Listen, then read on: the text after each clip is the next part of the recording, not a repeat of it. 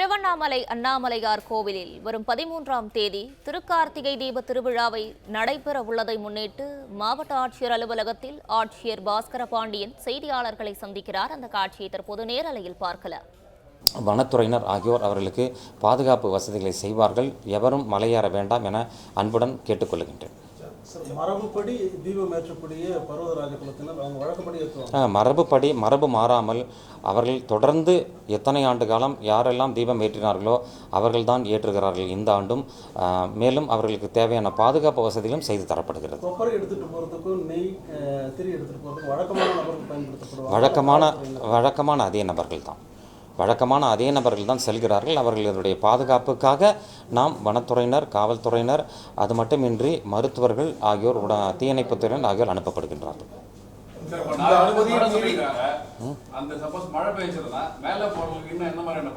இல்லை, நான் அந்த டைமில் அவங்களுக்கு தேவையான மழையினுடைய நமக்கு ஃபோர்காஸ்ட் இருக்கும்போது கூட அவங்களுக்கு தேவையான பாதுகாப்பாக அதெல்லாம் கணிக்கிறோம். கொப்பரை முந்தன நாளே தான் அவங்க கொண்டு போயிடுறாங்க. முந்தன நாள் கொண்டு போயிடுறாங்க. மற்றதை தான் நம்ம அடுத்து கொண்டு போகிறோம். அதனால் அவங்களுக்கு தேவையான பாதுகாப்பு இன்கேஸ் அவங்க மழை அதிகமாக பெய்கிறதுனா அந்த நேரத்தில் அந்த தக்க நடவடிக்கை மேற்கொள்ளப்படும். நிச்சயமாக பொதுமக்கள் எவரும் மலை மீது ஏற அனுமதி இல்லை.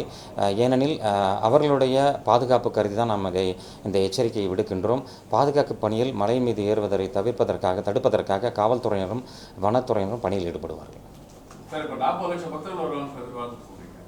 அதே மாதிரி போலீஸ் பாதுகாப்பு கொடுக்குறாங்க. ஆனால் பக்தர்கள் ஒரு குறிப்பிட்ட நேரத்தை வரைக்கும் ஏன் உள்ளே ஃப்ரீயாக விட மாட்டாங்க? எல்லா ரோட்லையுமே நேற்று வாதிலாம் தெரியும், 4 மாடுகளுமே எல்லாமே இப்போ பேனியை போட்டு தந்துட்டாங்க. சாதாரண ஒரு கடைக்கு போகிறது கூட அது முடியல. ஒரு பெரியவர் 2வது வீடியோ வீடுங்க பேனியர் இருக்குன்றாரு. இல்லை, இது இல்லை, இப்போ இந்த முறை என்ன சொல்லியிருக்கோம்னா எல்லாமே கடந்த காலங்களில் இருந்த எந்த விதமான சிரமங்களும் இந்த திருவண்ணாமலை மாவட்ட மக்களுக்கு இருக்கக்கூடாது, பக்தர்கள் இருக்கக்கூடாது என்பதை நம்ம வலியுறுத்தியிருக்கின்றோம்.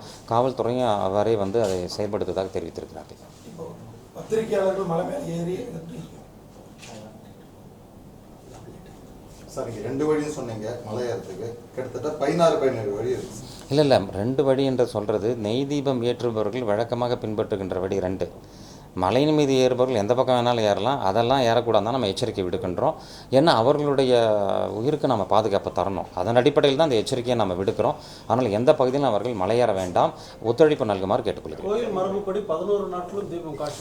இந்த 11 நாட்களும் கோவில் மரபுப்படி மகாதீபம் ஏற்றப்படுகின்ற நாளிலிருந்து 11 நாட்கள் தீபம் தொடர்ந்து இருந்து கொண்டிருக்கும். அதனால் அந்த இடங்களில் அதே பணியாளர்கள் தான் அந்த பணியில் ஈடுபடுவார்.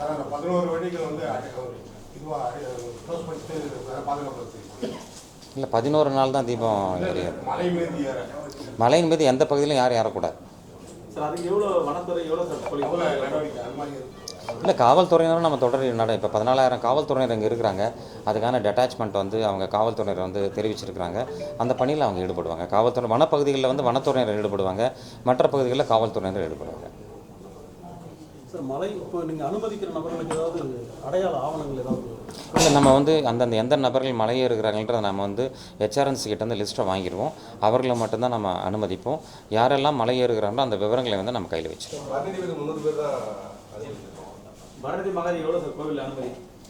அது வழக்கமாக அனுமதிக்கிற நபர்கள் தான். அதில் புதுசாலாம் ஒன்றும் இல்லை. எவ்வளோ நபர்கள் நம்ம அனுமதிக்கிறோமோ அதே நபர்கள் தான் நம்ம அனுமதிக்கிறோம். சார், இந்த ஆண்டு தீபத்துக்காக மாவட்ட நிர்வாக சார்பாக எத்தனை பஸ் ஸ்டாண்டு, எத்தனை டெம்பரரி கார் பார்க்கிங், கிட்டத்தட்ட நமக்கு பார்த்தோம்னா டெம்பரரி பஸ் ஸ்டாண்ட்ஸை பொறுத்த வரைக்கும் 24 பேருந்து நிலையங்களை ஏற்பாடு செய்திருக்கின்றோம். அது மட்டுமின்றி கார் பார்க்கிங் 20% நம்ம இன்க்ரீஸ் செய்திருக்கின்றோம். தேவையான இடங்களில் அவங்களுக்கு தேவையான அடிப்படை வசதிகள் குடிநீர், விளக்குகள், அதே நேரத்தில் அங்கே அனௌன்ஸ்மெண்ட் சிஸ்டத்தை கொடுத்துருக்குறோம். டெம்பரரி டாய்லெட்ஸை நம்ம கொடுத்துருக்குறோம்.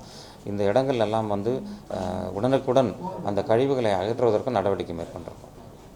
இந்த ஆண்டு ஆன்லைன் கார் பாஸ் கிடையாது.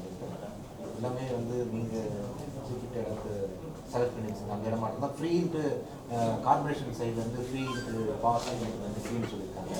அது வசூல் பண்ணக்கூடாது. இல்லை, நம்ம டோல் அது நம்ம நம்மளுடைய கார் பாஸ் எல்லாமே ஃப்ரீ கார் பாஸ் தான். இந்த கார் டோல்னா இந்த டோல் இல்லை சார்.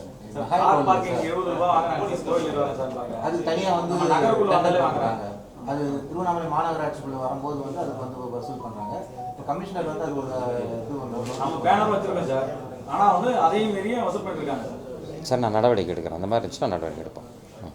அதே மாதிரி சார் கழிப்பிடத்துல வந்து கட்டணம் இல்லைன்னு சொல்றாங்க, ஆனா ஒரு முறை வந்து கட்டணம் வாங்கிட்டு தான் சார். எந்த கழிப்பிடம் சொல்கிறீங்க?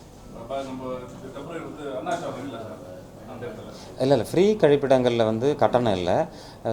நம்மளுடைய செல்ஃப் ஹெல்ப் குரூப் மூலமாக கட்டணங்களில் வந்து 5 ரூபாய் கட்டணம் நிர்ணயிக்கப்பட்டிருக்கு. அந்த இடங்களில் 5 ரூபாய் கட்டணம் வசூலிக்கிறோம் எல்லா இடங்கள்லையும்.